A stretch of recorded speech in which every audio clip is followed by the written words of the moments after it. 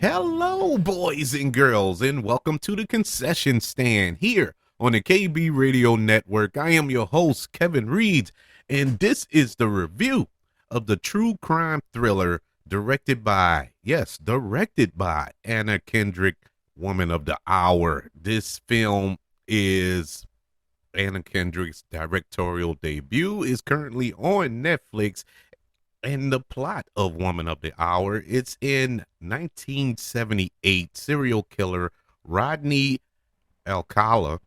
He appears on a dating game. He wins a date with a bachelorette by the name of Cheryl Bradshaw. At that time, Rodney had murdered 5 women, and his strange faxation during the episode later nicknamed him the dating game killer. And it just so happened I'm into true crime dramas, documentaries, especially documentaries. And I have not too long watched a documentary about this fella, and I was intrigued by that story. I was like, man, this is crazy. you know, uh, all of them are crazy. Let's be real. With these serial killers, and we don't get to see a lot of. And I know this is gonna come off as weird, but to see real good serial killer movies like we used to back in the day. But I was excited for that aspect too. The other thing I was excited about, the main drawing factor to this film, was Anna Kendrick, who is an actress, very good actress, funny. She's you mainly see her in comedies, but she dives into dramas. I believe she was nominated for an Academy Award, if I'm not mistaken, for that film with George Clooney. Why am I blanking on the name? But she has popped up in a lot of films, and I really I consider myself a fan. I would say, really enjoyed her. So her to jump into a film like this as her directorial debut, I was like, okay, let's see how she handles this material, because number one, this is a true story. Number two, this can get super dark. Well, not can, it is super dark. We're talking about a serial killer. And how are we going to handle uh, the people, the actual people, the actual victims of this heinous acts that dating game killer, and how are we going to treat the victims in this film, and will the victims' families be upset on how their loved ones were depicted, things of that nature. And so it was a lot of that that I was curious to see going into this film. Anna Kendrick, along with directing, she stars in the film, of course, along with Daniel Zovetto. I believe I'm saying his name correctly. If not, I apologize. He plays the dating game killer here. Nicolette Robertson is also in this film. Tony Hale, Catherine Gallagher. This film was initially set to release last year, I believe. I know it was at a film. I've been hearing about this film about like a year, and we're finally getting it. And I was wondering, why is this film not coming out? Is it that bad? I was kind of nervous about that. This was a really good movie. For a directorial debut, this was done very well. I am so happy for Anna Kendrick's here. This isn't something that I would say is theater worthy. This pretty much premiered where it needed to premiere on Netflix. It felt like a Netflix film, and that's not a shot. That's actually pretty good. A compliment, if you will. Anna Kendrick did a marvelous job directing this film. I mean, honestly, you would have thought that she was a seasoned veteran behind the camera. I guess, you know, being an actress of her ilk, working with some really good directors, really, I would say fabulous directors throughout her career, she picked up little nooks and ticks or whatever from all of those directors to use in her own vision. And it's displayed beautifully here.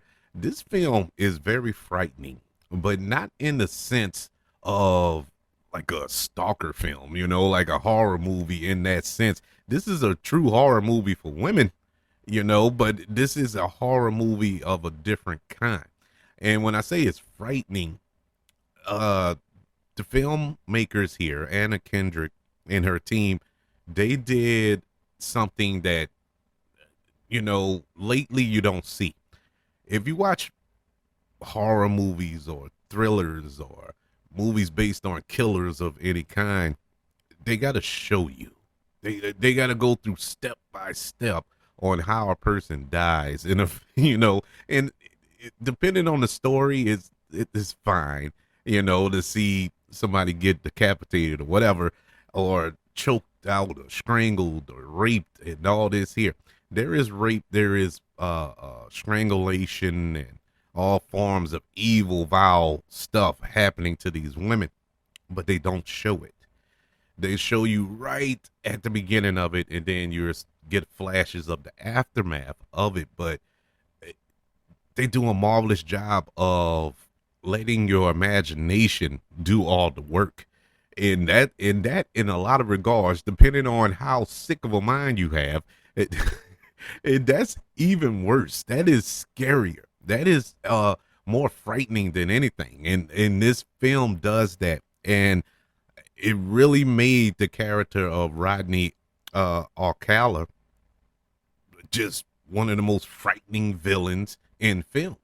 And the way that Daniel uh, Zoveta, Zovetto, man, I hope I'm saying his name right. Eventually, I'm going to have to get it right because this guy was amazing. He was the standout in this film. Um, his performance as Rodney, as the dating game killer, was so chilling, so frightening, so disturbing that you can't help but to look at him crazy. I don't know how he's going to be able to walk around, just Daniel himself, go to the grocery store without somebody without somebody running away or calling the police on him, because he really did a good job in his role. And he didn't walk around with a mask on. He didn't walk around with a scowl on his face. He looking evil. No, he didn't look evil. He looked like an ordinary average guy, like he portrayed to these women that he baited into these situations. Um, and that's what made it frightening, because through his performance, you can tell there was something behind his eyes. There was something behind that smirk. There was something of a mask that he was wearing, but it was his face, but it just didn't seem real. But you can see how these women can get baited in to this guy. And, if you ever seen the real life Rodney Alcala, he was a good looking guy. He wasn't a, you know, I don't know, evil looking person. I don't know how else to describe him, but he's a handsome guy. He died a few years ago in prison, thank God. But he was a good looking guy, so you could see how women would be attracted to him and whatnot. Um, Daniel, I'm not gonna say he wasn't good looking, but he doesn't look like the real in real life. But he's a handsome guy. He's a good looking fella.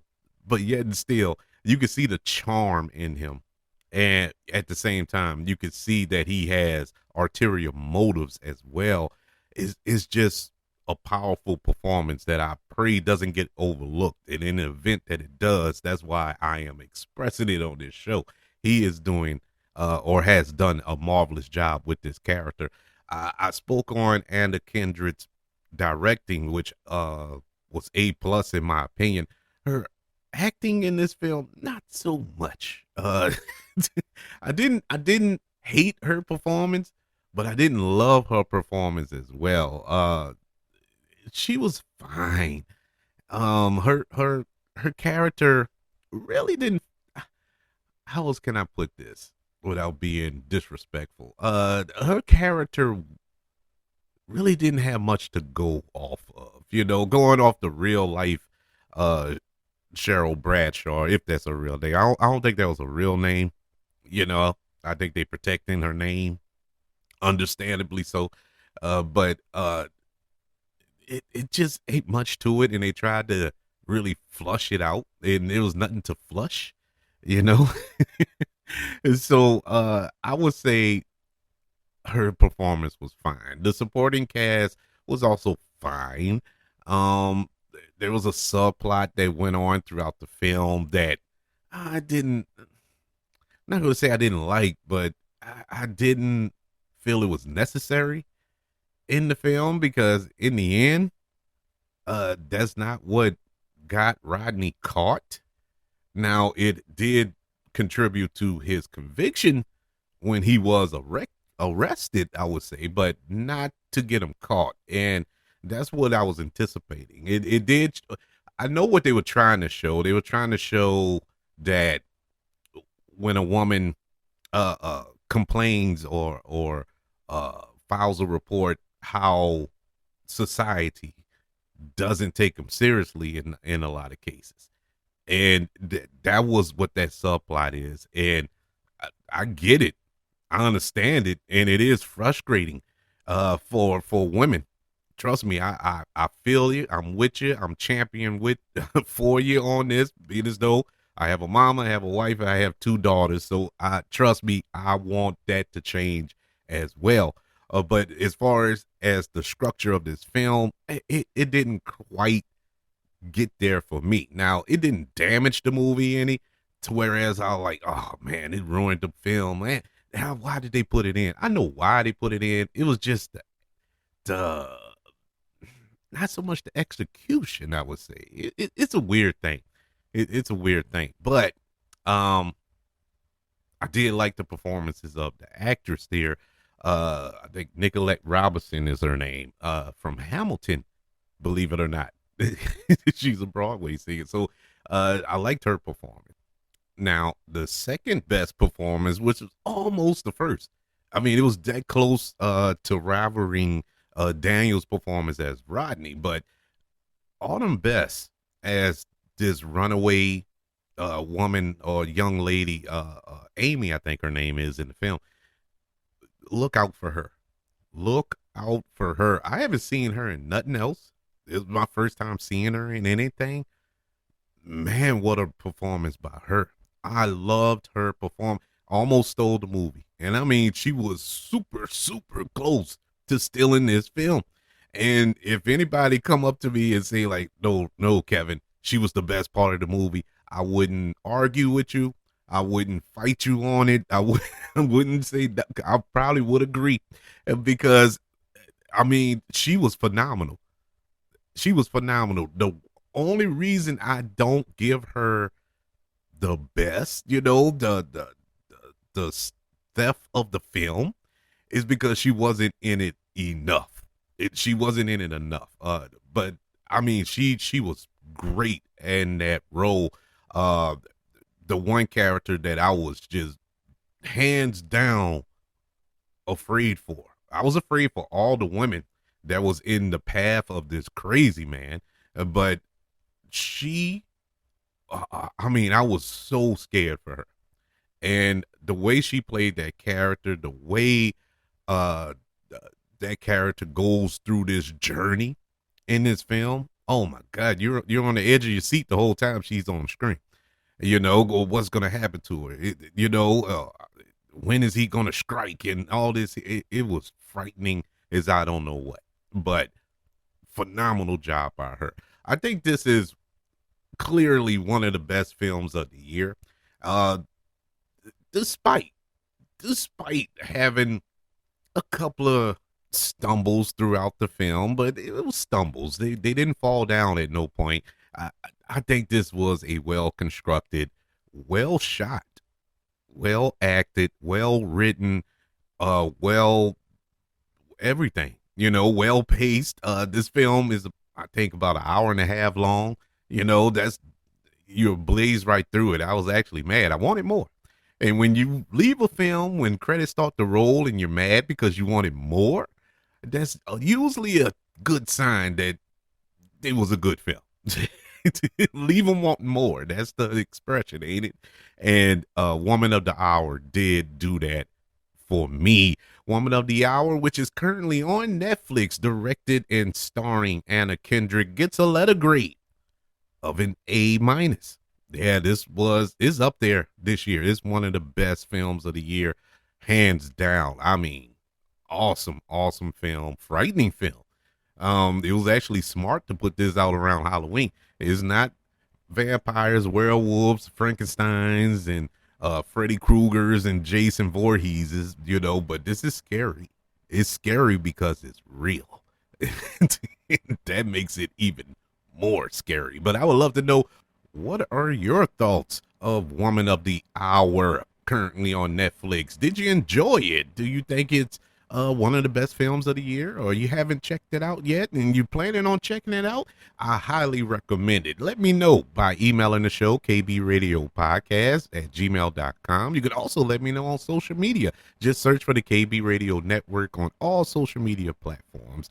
Don't forget about YouTube. Subscribe to the KB Radio Network channel on YouTube and like this video if you don't mind. Also, don't forget about the 5 stars, the reviews, and sharing this show if you're listening on Apple Podcasts, Spotify, iHeartRadio, wherever you are currently listening to the concession stand here on the KB Radio Network. Everybody, thank you for joining me for this review of Woman of the Hour currently on Netflix. Want you all to know that I love you.